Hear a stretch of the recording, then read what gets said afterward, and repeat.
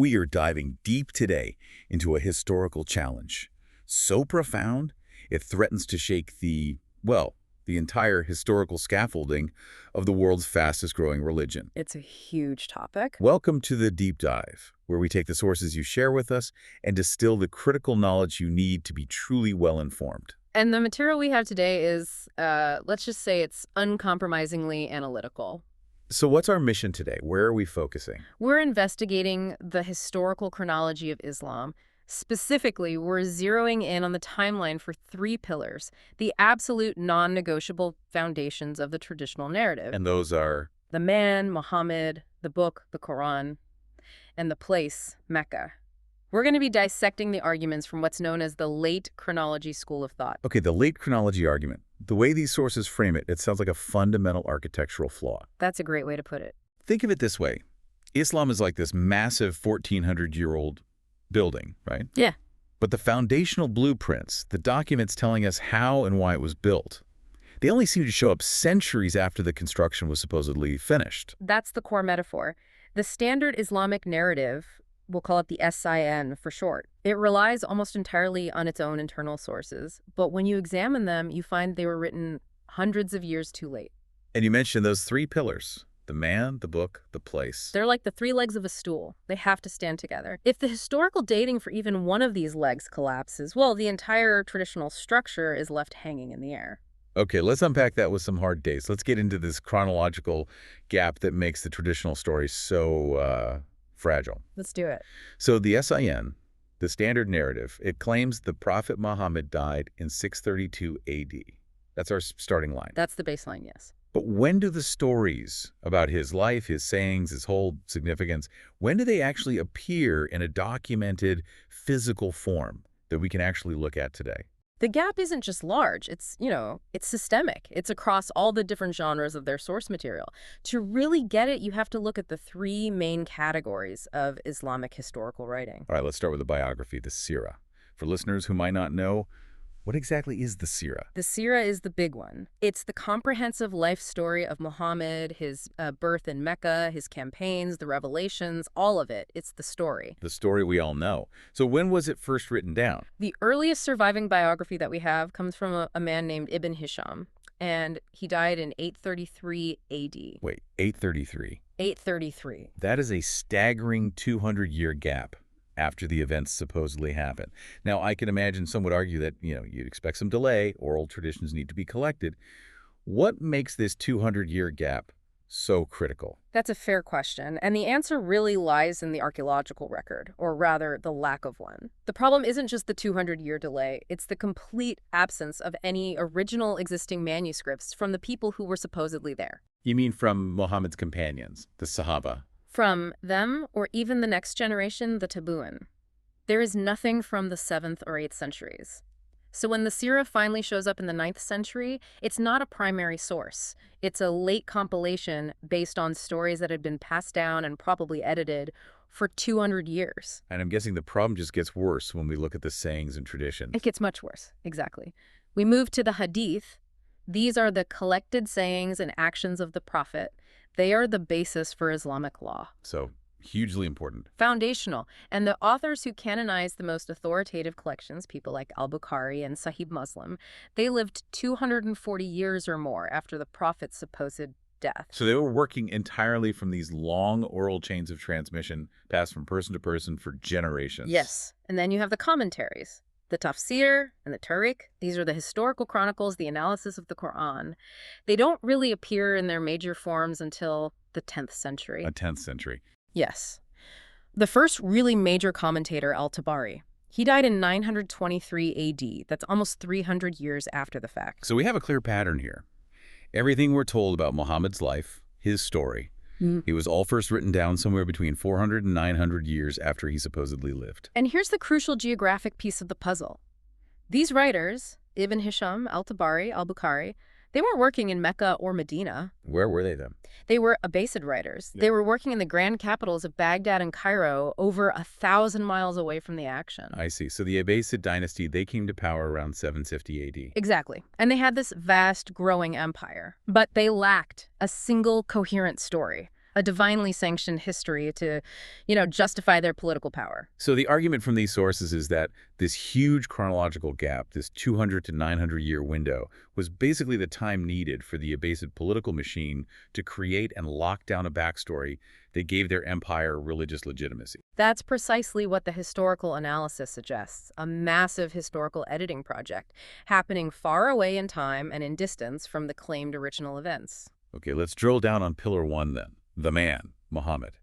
The gap suggests the story was created later, but what's the concrete evidence problem beyond just the timing? Well, we run into a serious problem of identity.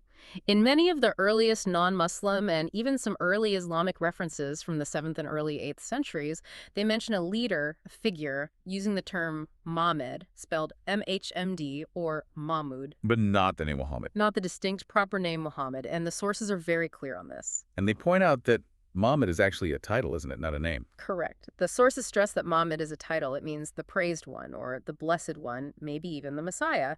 This title was actually used in Hebrew and by some early church fathers, sometimes even when talking about Jesus.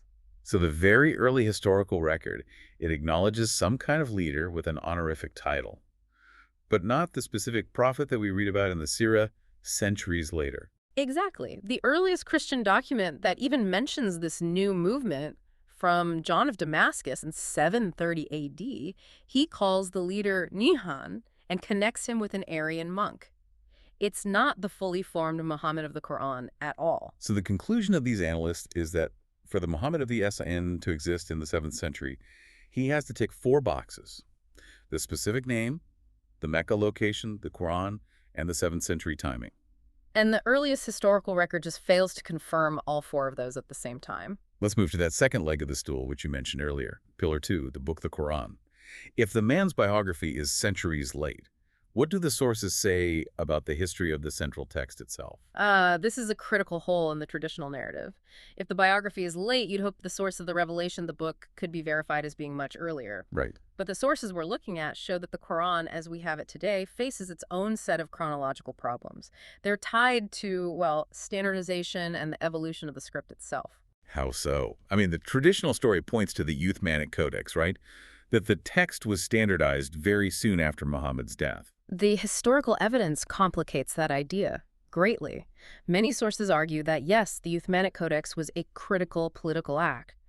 But even the earliest Quranic fragments we have from the 7th century are in a script, like Kufic or Hijazi, that had a major issue. And that is? It didn't have vowel diacritics. Those are the little dots and dashes above and below the letters that tell you how to pronounce the word. Oh, wow. So you're saying the same arrangement of consonants could be read in totally different ways. Yeah. And that would fundamentally change the meaning of a word or even a whole sentence. Precisely. The sources argue that until those vowel points and other markings were added and standardized, which happened centuries later, the text was fundamentally fluid. It was open to all sorts of different readings. And when did that full vocalized standardization happen? Not until the 9th or 10th century, again, right in the middle of the Abbasid era, just when they needed a single unified text to govern their massive empire. So the text that defines the religion was, according to these historical sources, still evolving for centuries.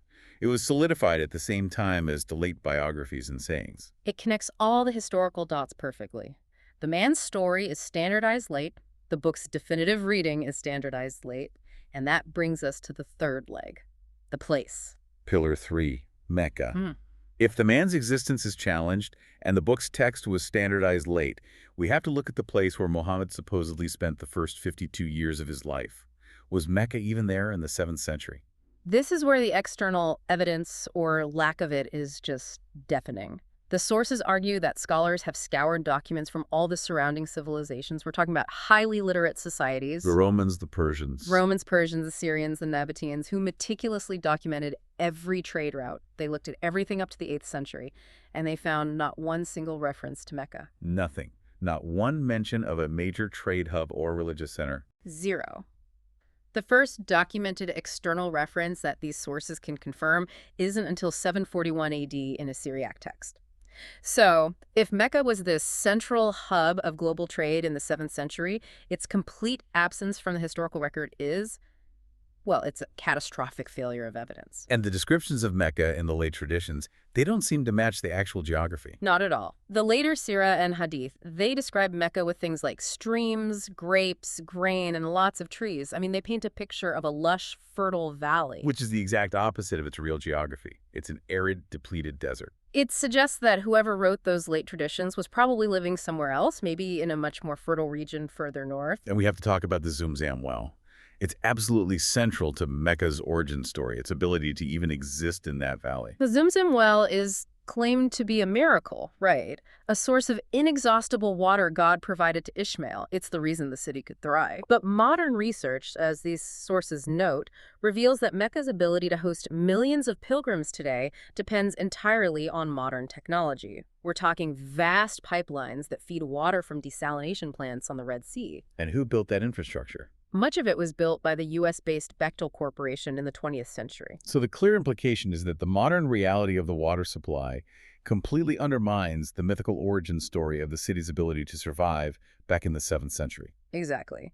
If the place didn't exist as described, or if its survival depends on 20th century tech, then the whole narrative of the man in the book, which is tied to that specific location, it just becomes historically untenable. Okay, that evidence, the late sources for the man in the book, the missing place, it creates a massive historical weakness. So before we wrap up, how do the analysts in these sources suggest using this information? What's the practical application here? This brings us to a really critical distinction. It's about methodology, really. The difference between defense and offense, or what's called apologetics and polemics.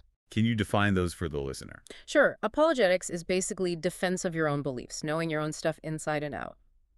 Polemics, in this context, is going on the offensive by examining and confronting the foundations of an opposing belief system. And the sources advocate for a specific kind of polemic. Yes, very specifically, the historical external polemic. Why that one? Why choose historical criticism over, say, internal polemics, which usually focus on challenging Muhammad's character or morality? Because, according to these sources, internal polemics attacking the prophet's character almost always results in immediate hostility, anger, death threats. It's a direct personal attack. I could see that. But historical criticism, it focuses on documents, on verifiable facts, coins, manuscripts, timelines. By focusing on the foundational pillars, man, book, place, it significantly lowers the emotional temperature.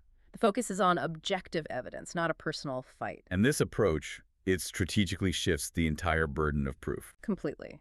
When you use the late chronology argument, you force supporters of the traditional narrative to argue from silence, from the absence of evidence in the 7th and 8th centuries. Meanwhile, you, the critic, now possess all the verifiable historical evidence. It's a method they argue is historically neutral. So we had to put this methodology to the test, right? Compare it to the historical record for another major faith.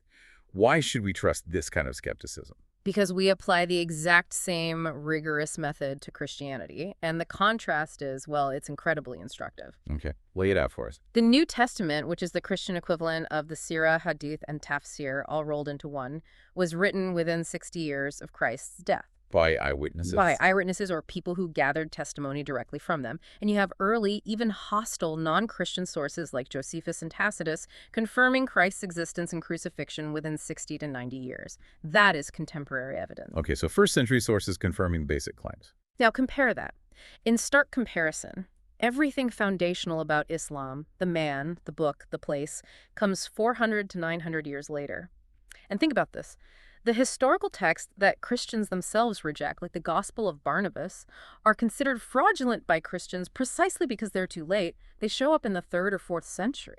Right. And the key difference you're highlighting is that Muslims, on the other hand, accept their later traditions, which are centuries removed from the events, as completely authoritative and historically accurate. Yes. And the impact of that is undeniable. I mean, if Christians had to rely on sources as late as Islam's, Jesus wouldn't even appear in the historical record until the 3rd to 5th century. His very existence would be almost impossible to defend.